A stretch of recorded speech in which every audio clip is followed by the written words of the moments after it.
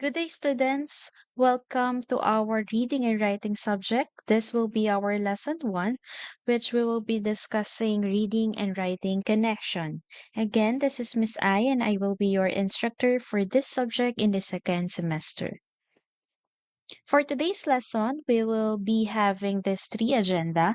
The first one, what is the connection between reading and writing? We'll try to define reading as well as writing and the connection between the two. What are the similarities? What are the differences? And the second one is we will be dealing about the reasons for reading and writing. And lastly, the benefits for it, or what can we get from reading and what can we get from writing. Before we proceed with our proper discussion, let me ask you this question first. What do you think came first? Is it the chicken or is it the egg? Okay? So, yung iba kong students, ang sinasabi nila, Ma'am, it's the manok or it's the chicken. Kasi si Lord, or in the biblical sense, ginawa po ni Lord ang hayop. Siyempre, kabilang doon ang manok. Kaya nauna po ang manok. However, may other students say na itlog po ang nauna, ma'am, kasi hindi naman po magiging manok ang isang itlog kung hindi po siya nagsimula as an egg. Kasi daw, merong nutrients sa eggshell na nagpabuhay dito or nagpalaki dito bilang isang manok. So, nauna daw ang itlog. Okay? So, actually, this is a long-standing debate, no? Napakatagal ng pinagtatalunan kung alin nga ba ang nauna, kung ang manok nga ba o ang itlog. May iba pang nagsasabi na, Ma'am, chicken, kapag English po ang tanong ninyo. Kasi nag-start po yan sa letter C at in alphabetical order, una po ang letter C sa letter E. Yung isa namang nag-rebat na student din is, Ma'am, Tagalog tayo. Filipino tayo. So, in Tagalog or in our local language, mag-uumpisa po muna sa itlog or letter I at saka po susunod ang manok or letter M. No? So, actually, dito sa tanong na ito is hanggang ngayon wala pa rin namang napapatunayan or wala naman talaga tayong pinagbabasihan pa na correct answer. No? So, why did I ask you this question? Because I want to relate the chicken and egg long-standing debate with the question of which is more important, is it reading or writing? Okay? So katulad doon sa tanong natin between the long debate kung sino ang mas nauna, manok ba or itlog, I'd like to similarly tell you that there is no much important or more important when we are comparing reading and writing. Why? Dahil hindi natin magagawa ang reading kung walang writing at hindi rin natin magagawa ang writing kung walang reading. So basically, these two activities, reading and writing, goes hand in hand. Okay? Hindi natin pwedeng tanggalin ang isa at hindi natin pwedeng ipagkumpara kung alin nga ba ang mas importante dahil parehas itong importante. Okay, so now let's define reading. According to Lopp and Flood, year 1978, they gave two definitions. The first one, reading is a decoding process, which means breaking down of written codes. Yun daw ang meaning ng decoding. Okay, ano kaya yung written codes na sinasabi? So, these written codes are not only letters. Okay, this could also be symbols. Halimbawa, if I tell you na I have these two parallel lines and another line in the middle, what letter could that be? Okay, so kung iisipin natin ano nga ba ang dalawang parallel lines na meron daw guhit sa gitna, so that's letter H. Okay, so when we say decoding process or breaking down of written codes, hinihimay-himay natin. No? Bago tayo makapaggawa ng letra, maggagawa muna tayo ng mga linya. Okay? Bago tayo makapaggawa ng words, magagawa muna tayo ng mga letters. Okay? Bago tayo makapaggawa ng sentences, magagawa muna tayo ng words. At bago tayo makapaggawa ng essays, ay dapat makapaggawa muna tayo ng sentences. Alright? So the next one is comprehension process. What do we mean by comprehension? So in Tagalog, para mas mabilis maintindihan, ay understanding or pag-unawa. So dapat daw sa pagbabasa is hindi lang dapat alam natin na kapag may dalawang linya at merong isa pang linya sa gitna ay letter H, no? Ibig sabihin we are able to decode or recognize those lines as letters. Hindi lang daw yun ang importante. Kinakailangan is marunong din tayong mag-comprehend, we are able to understand what we are reading. So those two are the definitions of reading according to Lap and Flood in the year 1978. Okay, so we also have different processes of reading. The first one is word recognition. So Miss I, what is word recognition? So basically, kapag sinabi nating recognition, we are able to recognize. Na-identify natin, nalalaman natin, no? Halimbawa, itong apat na letra, W-O-R-D. So kapag binanggit ko sa inyo, these four letters, mababasa niyo siya as word. Correct? Okay. So that simple recognition of different letters in forming word is the first process of reading. Okay? The next one is comprehension. Again, when we say comprehension, this means understanding. We are able to understand what we are reading. No? We are able to grasp the intention or what the author wants us to convey with their messages. Okay? And the next one is fluency. When we say fluency, we are able to effectively read a word. Okay, we are able to effectively spell a word. Okay, we are able to effectively identify the words. No, so when we say fluency, there is an effectiveness for it in terms of reading. Okay, so these three, word recognition, comprehension, and fluency, hindi natin yan maa-achieve effectively kung hindi tayo motivated or kung wala tayong motivation. Okay? So sabi nga, ikaw ba ay sisipagin magbasa kung in the first place ay hindi ka naman motivated? Siyempre hindi, 'di ba? Okay? So motivation plays an important factor in reading. Okay, next, why do we read? The first bullet is to develop a broad background. When we say broad, ibig sabihin is mapalawak. Mapalawak pa yung kaalaman natin, right? So if you would have noticed, if we are reading textbooks, when we say textbooks, these are the books that are related to the subjects we are learning in the school. For example, our subject reading and writing. If you go directly in the library, you will find a book about this course. No, and if we read the content of that particular book, we are able to broaden our background in this subject. Mas mapapalalim pa ang mga alam natin patungkol sa reading and writing. Next bullet, to anticipate and predict. So when we say anticipate and predict, nahuhulaan natin, kumbaga, in Tagalog, no, para mas mabilis nating maintindihan. In what terms or ano pong example natin dito? For example, ikaw ay isang reader or mahilig ka magbasa ng novels na ang genre ay romance. So, tatlong novels na yung nabasa mo at ang storya niya pare-parehas is nakatuluyan yung best friend. Yun yung ending. So, in the fourth novel that you are reading at the moment, yung binabasa mo as of now, hindi ka pa tapos, nasa kalagitnaan ka pa lang, pero naa-anticipate mo or nape-predict o nahuhulaan mo na siguro makakatuluyan niya rin yung best friend.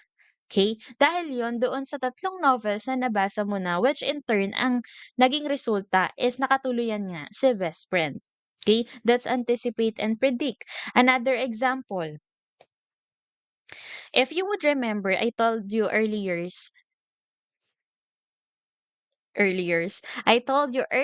rather, na about sa symbols, okay, in reading. Hindi lang siya letters, hindi lang words, hindi lang sentences, hindi lang essays, no? It also includes patterns. For example, sa mga nagfo-forecast ng weather, no? Paano ba natin nalalaman yung information or paano ba nila nalalaman yung ibinibigay sa ating information na uulan kinabukasan or aaraw kinabukasan?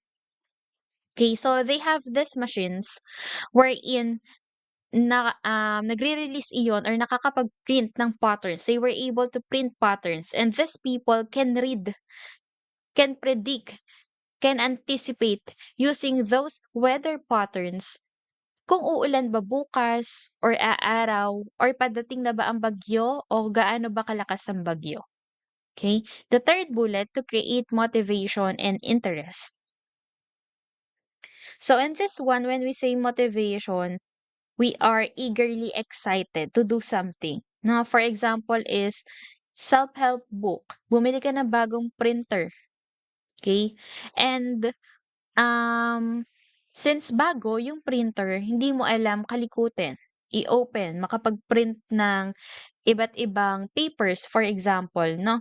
So, with the help of that self-help book, namomotivate ka na matutunan, na malaman, na aralin mo kung paano nga ba ang tamang pag-print, paano ang tamang pagbubukas, pagpiprint sa glossy paper, or sa plain paper, sa normal paper, no? You are motivated to learn something because of a certain goal. And then interest, for example, si student A and si student B ay mag-best friend. So since they are very inclined or they are very into social media, lagi din sila magka-chat sa Messenger. However, si student A ay hindi nagre-reply kay student B. So, si student B ay nagtataka, bakit kaya hindi 'to nagre-reply? Eh, dati naman mabilis 'to mag-reply. Hindi lang siya nakaka-reply agad kapag nakain, kapag naghuhugas ng pinggan, pero 16 hours na siyang hindi nagre-reply sa akin. Bakit kaya? So, kinabukasan, nag-meet ang mag-best friend. Tinanong ni student B kung bakit hindi nagre-reply si student A. And sabi ni student A ay dahil nagbabasa siya ng Harry Potter book. Okay? So si student B, nagtaka dahil dati-rati napakabilis mag-reply at wala namang pinaglilibangan libro.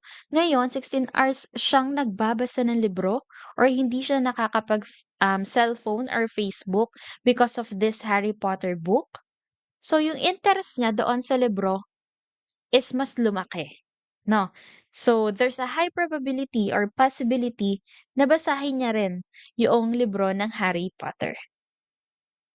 Okay. Next, the fourth bullet, to build a good vocabulary. Okay, so when we say to build a good vocabulary, lumalawak na lumalawak yung kaalaman natin. Halimbawa, nabasa mo ngayon sa binabasa mong textbook kung anong ibig sabihin or kung ano ang correct spelling ng word na Mississippi.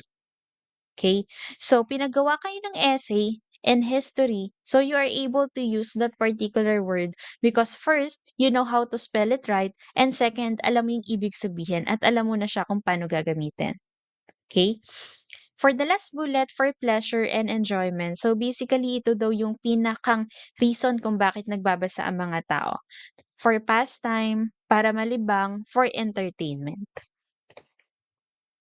Next, we have the benefits of reading. First one, it exposes readers to accurate spelling and correct forms of writing. Okay. So, katulad lang din yan ng practice makes perfect, no? Kung palagi-palagi tayo nagbabasa, madalas tayong nagbabasa, na-adapt na natin yung tamang spelling dun sa binabase natin, tamang construction ng sentences, tamang punctuation marks if there is technicalities na na-observe natin, no? So, the more na na-e-engage tayo or the more na ginagawa natin katulad ng hobbies, the more na mas gumagaling tayo doon. Okay? Number two, shows readers how to write more complex sentences. So, when we say complex in this sentence, komplikado or yung mas malalalim na mga pangungusap. Okay? So, katulad lang rin ng number one, no? Since palagi nga tayong nagbabasa, na-e-expose tayo na na-e-expose sa ganong klase ng sentence construction or sentence formation, na-a-adapt natin siya somehow at natututunan natin kung paano siya gawin. Okay? Third one, invites readers to be more experimental in their own writing. Okay. So, halimbawa nakapagbasa ka na ng 5 novels, you have this idea na or knowledge kung paano yung puwedeng maging sistema sa kwento na gusto mong gawin. For example, pinagawa kayo ng teacher ninyo, 'no? So, meron ka ng idea and that way, nagkakaroon ka pa ng more ideas wherein sa'yo na lang yun galing, 'no, based dun sa mga natututunan mo from your previous readings. Next, allows readers to hear their thoughts of others. So we are able to put ourselves in the shoe of other people, no? We are able to learn from them, coordinate with their learnings para rin hindi lang sila yung nakakaalam, no? Nakaka-influence tayo in a better way and we are able to share thoughts and ideas. Okay, next we have writing. This is a method of representing language in visual or tactile form. So when we say visual, ito yung nakikita natin and tactile, ito yung nahahawakan, we're able to hold, we are able to touch. Okay? A system of graphic symbols. Just like what I told you earlier, no? Yung sa reading, hindi lang letters. So, ganun din sa writing, hindi lang letters yung symbols. It could be patterns, it could be visuals like colors, okay, that can be used to convey meaning. Okay, why do we write? So, we have different reasons why we are writing. And these are some of those reasons. First is to express, okay, to express our thoughts, our emotions, especially for those students who are not verbally expressive, no? Through writing, they are able to express their thoughts. So, katulad lang rin sa mga estudyante, we as teachers, no, believe that students have multiple intelligences. Siguro hindi siya magaling sa recitation, pero in terms of writing, meron naman pala siyang idea. Okay, because there are cases like that na mas okay siya sa pagsusulat kaysa sa pagsasalita. Next, entertain. Okay, we are able to entertain through our stories like fiction, no? Very interested lalo ang mga Pinoy sa mga kwentong manananggal, aswang, mga fiction stories. Next is to inform. Of course, we write to inform, just like what you are seeing in the announcement board, schedule board, and yung mga do's and don'ts and rules na nakapaskel sa mga classrooms and sa labas ng school, sa hallway. No? Next, describe. For example, we are writing to describe a person, a student. So, paano ba ang tamang pananamit sa loob ng school? So, meron kayong uniform na white. For girls, ang top ay long sleeves white, polo, and then ang pambaba naman is palda na dapat ay below the knee, no? And then long white socks, and then black shoes. Next is solve problems, no? For example, is we are in a company setup, so si HR ay pinadalhan ka ng letter dahil 1 week ka na daw late sa pagpasok sa trabaho. So in that letter, you are asked to write your reasons or to give your point of view kung bakit ka ba laging late. So doon sa letter na iyon, i-express mo yung sarili mo, isusulat mo yung explanation mo in order for the HR and you to solve the problem. No, with the proper communication through writing, this can solve problems. Next is explain. And then persuade, when we say persuade, nanghihikayat in Tagalog. Okay, so we write to persuade. For example, sa Facebook, dati ba meron ng mga nagbebenta sa Facebook? 'Di ba wala pa naman? Okay, pero ngayon through a short caption and a picture nakakapagbenta na sila ng iba't ibang produkto, iba't ibang serbisyo. Nape-persuade na nila yung internet users or social media users to consume their products or to, grab their services. Next is explore and learn. Of course, nagkakaroon tayo ng iba't ibang idea, no, nakakapag-explore pa tayo sa pagsusulat at siyempre at the end of the day meron at meron tayong matututunan dahil doon. Next, benefits of writing. First, allows writers to voice their thoughts. Okay? Again, especially for those who are not verbally expressive, no, they are able to write what they are thinking, they are able to write what they are planning especially for those who have their journals or diaries. Next, number two, provides writers with a vehicle to use their imaginations. Okay, so kaya nabubuo yung mga fiction stories, no? Dahil sa imaginations ng mga writers, napakagagaling. Iba't ibang klase ng storya. Hindi natin maiisip na makakagawa sila ng story about School of Witchcraft, yung mga witches, no? Yung patungkol sa Harry Potter. That's just because of the imagination of those very skilled writers or authors. Number three gives writers a chance to engage in a conversation with other writers. Okay, so dito nabibuild yung socialization or social relationships with the writers, and there are also cases na nagko-collab sila wherein nakaka-produce sila ng mas magandang output or mas magandang storya. Number four, aids writers in reading critically of other works. Okay, ano ba yung critical or critically? May nagsabi sa aking student, 50-50 ma'am, ambulansya na po yan, ambulansya. Okay, so critical, pwede yung ambulansya ninyo, pero dito sa number four na sentence is hindi yun pasok. So when we say reading critically, mas malalim na pagbabasa, mas malalim na pag-unawa. Okay. And fifth one motivates writers to engage with the texts that they are reading. Okay. So these five are some of the benefits of writing. Napakarami pang iba. Okay. And for our last slide, no? Second to the last slide, I have this quote from Pam Alin, reading is like breathing in, writing is like breathing out. Okay, why do you think so? Bakit kaya kapag daw nagbabasa para tayong nag-absorb ng hangin or humihinga, nag inhale. And kapag naman daw nagsusulat and writing, para naman daw tayo nag-exhale or nagbe-breathe out. Okay. Dahil yan sa kapag nagbabasa tayo, we are able to absorb or consume the knowledge, the learning, no, the information na hindi pa natin alam noon. Okay?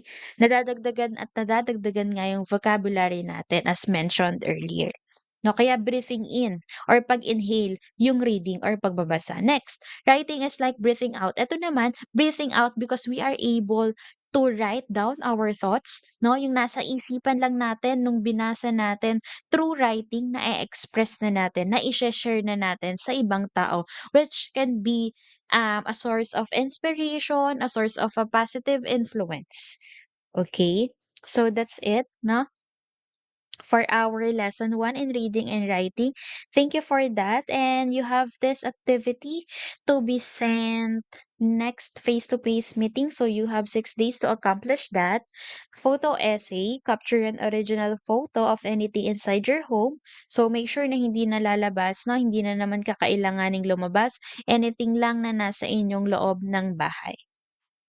Related to the importance of reading and writing, print your photo essay on A4 size bond paper and output grab on the internet will result in a zero score. You're all aware of that, no? Plagiarism is a crime. Na-mention ko na din yan sa inyo during our face-to-face class.